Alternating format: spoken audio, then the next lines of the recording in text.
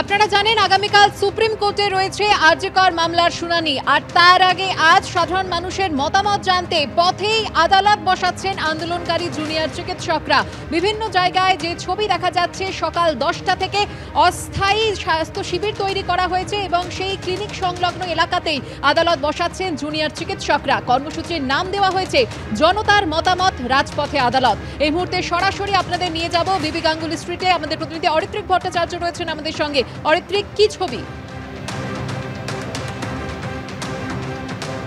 দেখো, তোমাকে আমি দেখিয়ে নেবো বিবি গাঙ্গুলি স্ট্রিট, লালবাজারের খুব কাছের এই অংশ।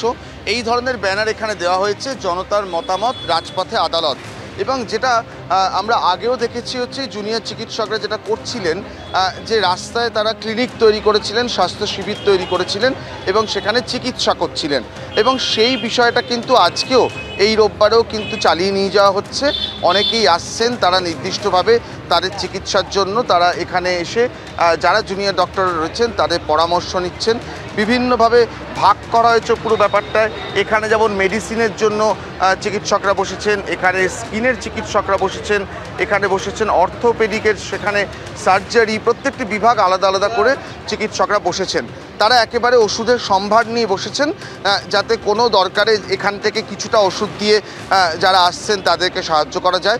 এবং তার পাশাপাশি আজকের যে বক্তব্য, তারা কিন্তু রাজপথে আদালত বসাচ্ছেন।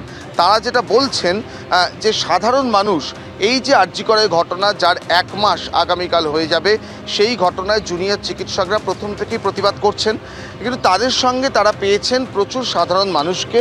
আমরা দেখেছি 1 মাস ব্যাপী এই আন্দোলন এখনও চলছে। সেই সাধারণ মানুষ এই আন্দোলন নিয়ে কি ভাবছেন, পুলিশ ও সিবিআইয়ের ভূমিকা নিয়ে তাদের কি মত, এই যে জুনিয়র চিকিৎসকদের 5 দফা দাবি রয়েছে সেটা নিয়ে সাধারণ মানুষের কি মত, এই মতামতগুলো তারা এখানে গ্রহণ করছেন চিকিৎসা করার পাশাপাশি। যারা এখানে চিকিৎসকরা রয়েছেন তাদের দু একজনের সঙ্গে একটু কথা বলার চেষ্টা করব, যে আজকে এই যে মতামত গ্রহণ সেটা কিভাবে আপনারা করছেন, কি ভেবে করছেন। আমরা তো প্রথম দিন থেকেই আমরা যেটা বলছি যে আমরা যেটা কর্মবিরতি আমাদের জুনিয়র ডাক্তারদের চলছে, সেটা তো আমরা নিজেদের তো আমাদের খুব একটা ভালো লাগছে না করতে, তো আমরাও চাই কিছুটা সোসাইটিকে ফেরত দেওয়ার জন্য। আমরা এখানে যে লালবাজার অভিযান যেটা করেছিলাম, এখানের মানুষ অনেকজন আমাদেরকেও সাহায্য করেছে, তো এইটা একটা জাস্ট ছোট্ট একটা টোকেন আমাদের কাছ থেকে to give back to the society. এর বেশি তো আমরা ফেরত পুরোপুরি আসতে চাই আমাদের যেখানে আমার কাজ করি হসপিটালে, কিন্তু যতক্ষণ না আমাদের যে ডিম্যান্ডসগুলো, সেফটি, এইগুলো, জাস্টিস যেগুলো আমাদের দেওয়া হচ্ছে না এখনও, যেগুলোর এখনও কোনো বিচার আমরা পাইনি, সেজন্য আমরা ফেরত তো আসতে পারছি না। এইটা is the minimum amount that we can do এখন। আরও দু একজনের সঙ্গে কথা বলবো এবং জানতে চাইবো যে গত 1 মাস ধরে যে আন্দোলন চলছে, তাতে অভূতপূর্বভাবে আপনারা সাধারণ মানুষকে পাশে পেয়েছেন। রোজ রাস্তায় লোক নামছেন, কাল নেমেছেন, আজ নামবেন। সেই জায়গা থেকেই কি আরও স্পষ্ট করে চিকিৎসার এই যে পরিষেবা আপনারা দিচ্ছেন, তার পাশাপাশি মানুষের মতামত জানতে চাওয়া, যে ঠিক আন্দোলনটা কোন চোখে দেখছেন?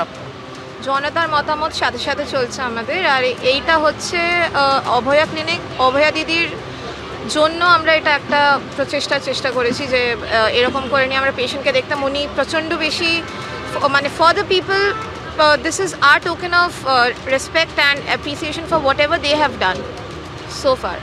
লালবাজারে তো আপনি দেখেইছেন, লালবাজার অভিযানের সময় প্রতিটা মানুষ, সে ওয়াশরুম ইউজ করতে দেওয়া হোক বা খাবার, চা, সব কিছু এসে আমাদেরকে রাত্রের মধ্যেও খাবারের সব কিছু পরিষেবা হেল্প করেছিলেন। তো ওই দিক থেকে this is hour way of giving it back. এই বিবি গাঙ্গুলি স্ট্রিট, এই লালবাজারেই কিন্তু আমরা দেখেছি সারা রাত জুনিয়র ডাক্তাররা আন্দোলন করেছেন এবং এখানকার মানুষই তাদের পাশে দাঁড়িয়ে আন্দোলনের সহমর্মিতা জুগিয়েছেন, সাহস জুগিয়েছেন। তাদের জন্য চিকিৎসার ব্যবস্থা এবং তাদের মতামত নেওয়া, কিভাবে এই আন্দোলন তারা এগিয়ে নিয়ে যেতে পারেন, তাদের দাবি কতটা ন্যায্য, তারা কি চোখে দেখছেন পুরো বিষয়টি 1 মাসের মাথায় দাঁড়িয়ে সেই কর্মসূচি চলছে এই চত্বর জুড়ে। ধন্যবাদ অরিত্রিক।